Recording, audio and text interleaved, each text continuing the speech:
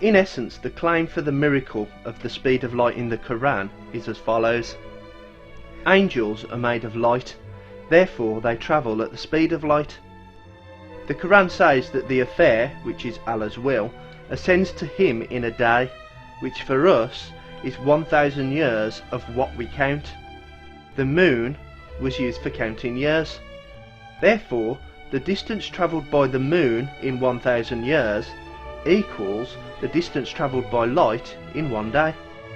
First, I'd like to show the difference between sidereal and synodic. Sidereal rotations are in relation to the stars, whereas synodic rotations are relative to the position of the Sun from the Earth. For example, if we start from a position where the Moon is between the Earth and the Sun, as the days pass, the Moon orbits the Earth. Once the Moon has travelled 360 degrees around the centre of the Earth, it has completed a sidereal month. This takes approximately 27.3 days. However, in the time it takes the Moon to travel 360 degrees around the centre of the Earth has orbited partially around the Sun. At the end of this sidereal month, the Moon is not in conjunction with the Sun. In order for the Moon to come into conjunction with the Sun once more, we need to continue this process until we reach 29.53 days. This is a synodic month. At the end of a sidereal month, the difference between the angle of the Moon and the angle of the Sun is approximately 27 degrees. With that out of the way, let's look at the miracle claim. Rebuttal number 1. Selective data analysis. So, which is it, 1,000 years or 50,000 years? Rebuttal number 2. Could this information have only come to Muhammad via revelation from a supernatural force, or could he have got it from somewhere else?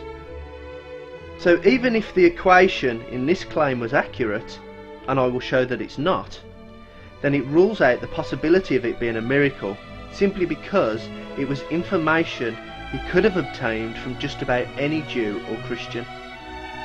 Rebuttal 3. How far does the Moon travel in 1 year? The average velocity for the Moon is 1023 meters per second. Multiply that by 60 seconds to give meters per minute.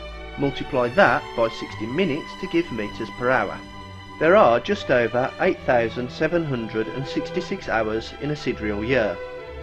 Therefore, the velocity of the Moon multiplied by this number of hours is just over 32 billion meters.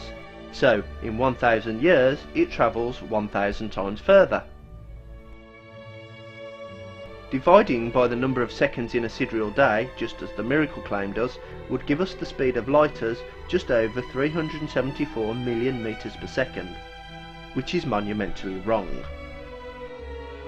The reason for this discrepancy is because the true distance the Moon travels in 1,000 years is further than the miracle claim says it is. So, how did they get it so wrong? The first thing to note is that the claim uses 12,000 months to denote 1,000 years. It then multiplies this figure by the number of sidereal hours in a month to give us the total number of hours in 1,000 years. This number is incorrect. The main problem is that there are 12 synodic months in a year, but the claim is multiplying this by the number of sidereal hours in a month. There are actually 13.4 sidereal months in a year.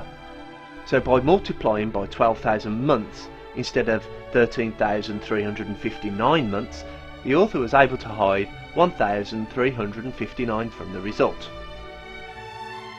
This was evidently not enough, so the following tweaks were made. The Moon velocity was reduced from 3682.8 km per hour to 3682.07 km per hour. Cosine was introduced to lower the result by a further 10%. And so finally, on to the last point. The cosine part of this equation is supposed to be due to Einstein's theory of special relativity or general relativity. It depends on which website you read.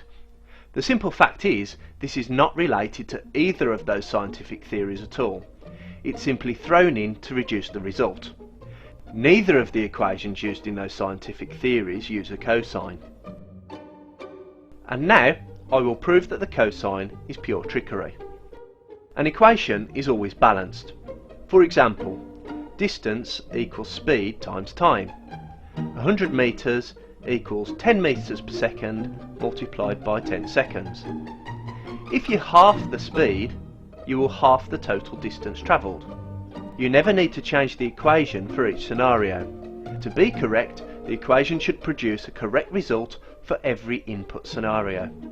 So, back to the miracle claim. The cosine part of this formula is based on degrees difference between a synodic month and a sidereal month, which was approximately 27 degrees. So, if the moon travelled approximately 1/3 of its current speed, this equation should give us approximately 1/3 of the speed of light. In this scenario, there would only be 4 sidereal months in a year. The difference between a synodic month and a sidereal month would then be 90 degrees. Now here's the important bit. The cosine of 90 degrees is 0. As you can see, this equation is a complete fabrication. It uses incorrect values, it introduces an unnecessary cosine factor, and it isn't even an equation because the left does not always equal the right. Whoever came up with this was really quite a clever person. Certainly clever enough to know that they were lying to you.